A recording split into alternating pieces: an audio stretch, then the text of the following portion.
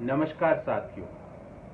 जब मौजूदा वित्तीय वर्ष के क्वार्टर वन के जीडीपी के नतीजे घोषित हुए और हमारे देश की जीडीपी -23.9% से नीचे गिरी, उसे और ज्यादा नीचे गिरने से किसने बचाया?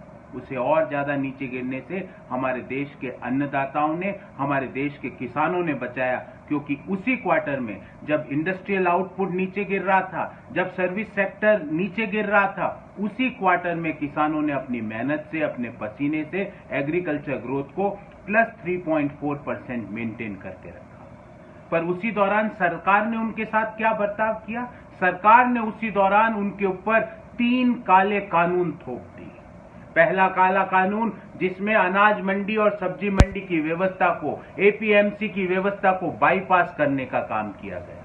इस काले कानून के बाद अगर किसान को उसका न्यूनतम समर्थन मूल्य एमएसपी चाहिए तो वो कहां मिलेगी? उसे वो एमएसपी कौन देगा? उसे वो एमएसपी दिलाने का वादा कौन करता है? क्यों उन कानूनों में एमएसपी को एक किसान का एक लीगल राइट क्यों नहीं बना दिया जाता?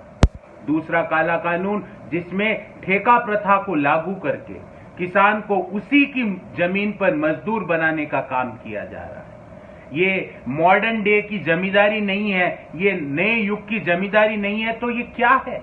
इन काले कानून से किसान को उसी की जमीन पर मजदूर बनाकर क्या हासिल कर सकते हैं? किसान को उसकी उपज का एमएसपी से महरूम करके क्या हासिल किया जा सकता है? और तीसरा काला कानून, जिसमें एसेंशियल कमोडिटीज एक्ट में अमेंडमेंट करके सरकार के सूट बूट वाले दोस्त किसानों से औने पौने दाम में जो उपज वो चाहे उसको खरीद के, जितनी लिमिट वो चाहे उसका भंडारण करके, उसको महंगे दाम में हम जैसे, आप जैसे कंज्यूमर्स को बेचने का काम करेंगे। इन तीनों काले कानूनों से ना तो किसानों को फायदा है, ना अंतिम उपभोक्ताओं को फायदा है। हाँ, अगर फायदा है तो सरकार के कुछ चुनिंदा सूट बूट वाले दोस्तों को।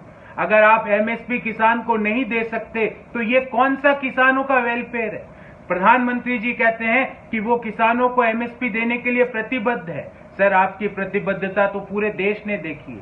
आप तो प्रतिबद्ध थे 15 लाख रुपए हर हिंदुस्तानी के खातों में जमा कराने के लिए। आप तो प्रतिबद्ध थे 2 करोड़ नौकरियां प्रतिवर्ष सृजित करने के लिए। आप तो प्रतिबद्ध थे 100 स्मार्ट सिटीज बनाने के लिए। आपकी प्रतिबद्धता का व्याख्यान अगर मैं करने लगूं तो आधा घंटे का वीडियो बनाना पड़ेगा।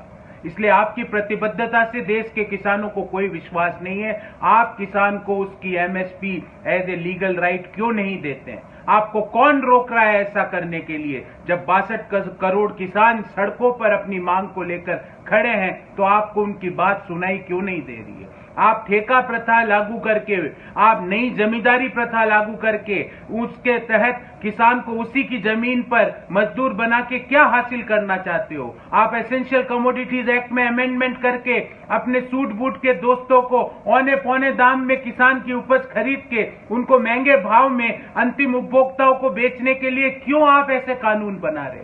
मैं गुजारिश करूंगा केंद्र सरकार से कि तुरंत प्रभाव से इन तीनों काले कानूनों को वापस ले और एमएसपी को हर छोटे किसान के लिए एक लीगल राइट बनाया जाए, क्योंकि यदि खुशहाल किसान रहेगा तभी हमारा देश खुशहाल बन सकेगा। बहुत बहुत धन्यवाद। जय हिंद।